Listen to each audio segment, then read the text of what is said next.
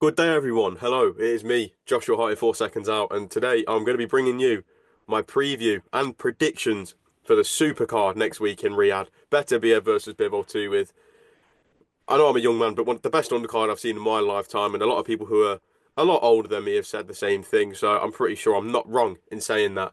And I'm going to sit here today, I'm going to break down each fight and give you a prediction on how I think it's going to go. We're going to go with the fight that is going to walk first, I believe, on the night. Joshua Buatsi versus Callum Smith. That's when you know it's a great card. That fight is walking out first, probably. So looking at the fight itself, it's a fantastic fight. It's a fight we've been screaming for outside of Yard versus Buatsi. But Buatsi Callum Smith is probably the next best thing, if not just as good, if not better, depending on what your preference is. Joshua Buatsi last fight against Willie Hutchinson in a good, but what I thought was a bit of a laboured performance. I feel we could have done a lot more to get Willie Hutchinson out of there. As for Callum Smith, his last fight was an 8 rounder on the Edwards Jaffai undercard, just getting back into the swing of things, getting used to throwing a punch in a ring under the bright lights. But the only difference is this time it's a 12 rounder against one of the best fighters at light heavyweight in the UK. I'll let you guys decide who you think the best light heavyweight fighter is in the UK. But Buatsi and Callum Smith are certainly up there. They're both highly ranked in the world rankings. Callum Smith's previous fight before that was against Beterbiev. Um, all to play for in this fight. Really is all to play for. I think the clash of styles. I think obviously the size is with Callum Smith. It's kind of hard to believe, and I think people sometimes, well, you probably don't forget, but the fact he was a super middleweight only a couple of years ago is baffling to me. It is really really baffling. Um, for Boatsy, a career-long light heavyweight who's been in some great fights in the light heavyweight division, and one fight that really sticks out for me that I really enjoyed watching was the Craig Richards fight. I think that Craig Richards fight that he had, the fight with Dan Aziz just last year now, I want to say, was it last year? Really not too long ago, these fights. But I think I'm going to go with Callum Smith. I know Callum Smith is the underdog, but I just think the size advantage that he is going to have on the night will play a big factor. It'll be a lot easier for him to keep it long. If Callum can stay on the outside and not get drawn into that dogfight that Boatsy is probably going to want to try and take it to with someone. If you're fighting someone with the stature of Callum Smith, you're not going to want to stay on the outside for very long. Otherwise, you will just get your head jabbed off and probably eat a lot of straight right hands. So, but I'm going to go with Callum Smith on points. I think Callum Smith on points is my safe one, or one of the safer ones that I'm going to go for. I can't really see much way Boatsy has in winning this fight. So Callum Smith point, lock it in. Yeah, so Zhile Zhang versus Ajit Kabayel is a fight that I'm huge on. I really, really like this fight. In this type of card, it's hard to say it's going to be fight of the night though, with how many good fights there are on there. Um, Obviously, Zhang coming into this off the back of the Deontay Wilder win, Ajit Kabayel coming into this off the back of the Frank Sanchez win. Ajit Kabayel riding a great run of form right now, with back-to-back wins over Makhmudov and Frank Sanchez, two fights where he was a big underdog going into it and was kind of used as he's got a good record. It'll look good for either Makhmudov or Frank Sanchez if they can get a win over him. Unfortunately, neither of them could. Ajit Kabayel, I think he's one of the most underrated fighters in this division. The body work on him is superb, and in my opinion, he's my favourite heavyweight at the moment. Like I really, really enjoy watching an Ajit Kabayel fight night. Onto Zhile Zhang, obviously, when we look at his 2024, he had that defeat to Joseph Parker, who we will talk about later on as we go up the card. Um, but yeah, suffered defeat against Parker in a fight where he did drop him twice, but just the big issue with Zhang is that stamina and his ability to see those later rounds. We've seen it way back. I think when he fought Jerry Forrest, he dropped him 3 times in the first 3 rounds and ended up fighting for a draw. And at points, it looked like Jerry Forrest was going to get him out of there.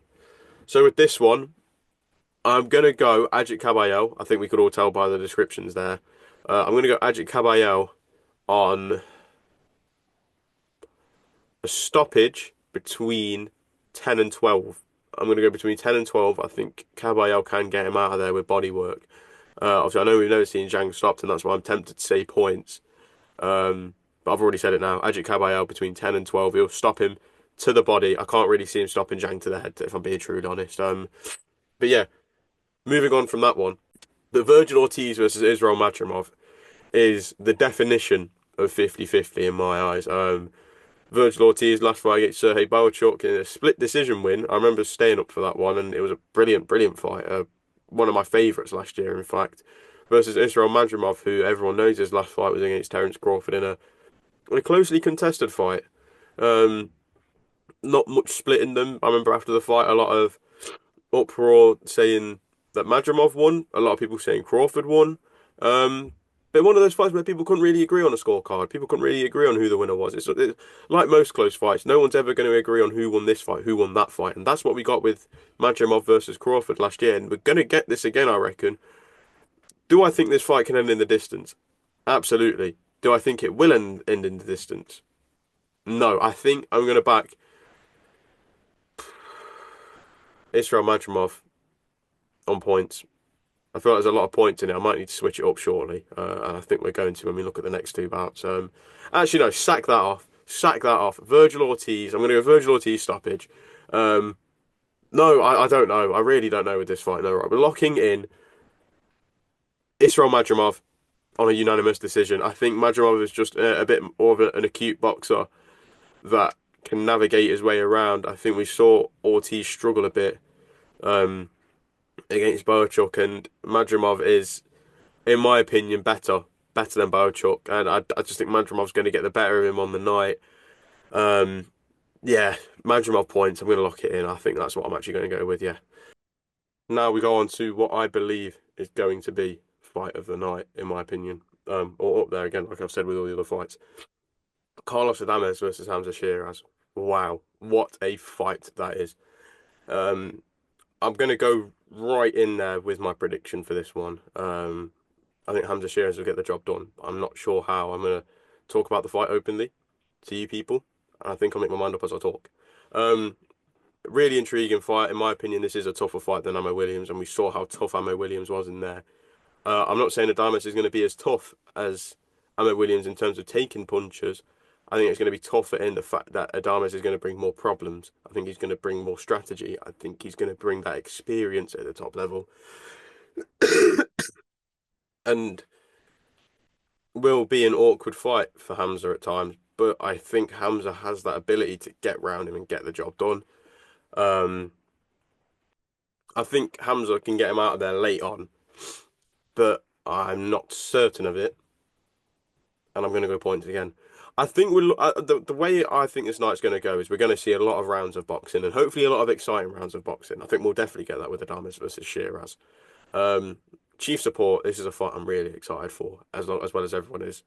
Daniel Dubois, Joseph Parker. A lot of talk about this fight. This fight arguably been spoken about more than the main event itself at times. Daniel Dubois riding the best form of his career.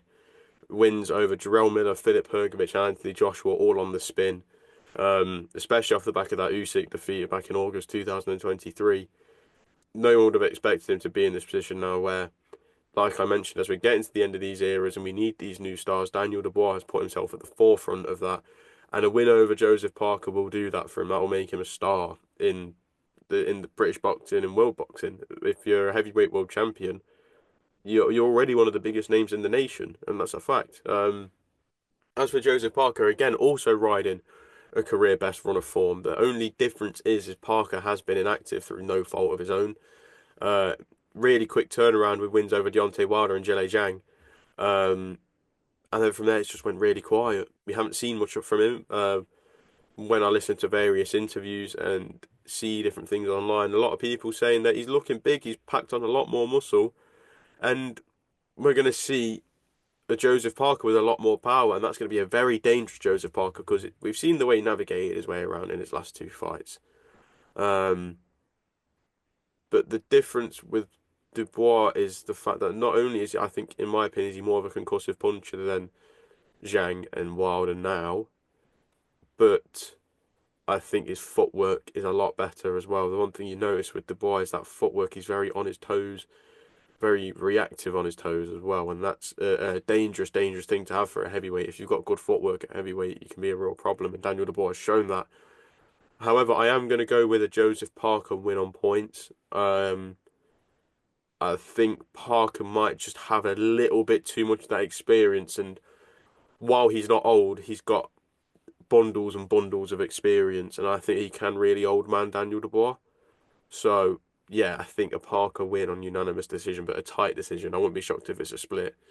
But the fight will go the distance. I do think Parker will go down once though, but I don't think it'll be like a big concussive shot. I think it's a shot that will just catch him off balance and put him down, and maybe have him rocked a little bit, but not enough to end the fight.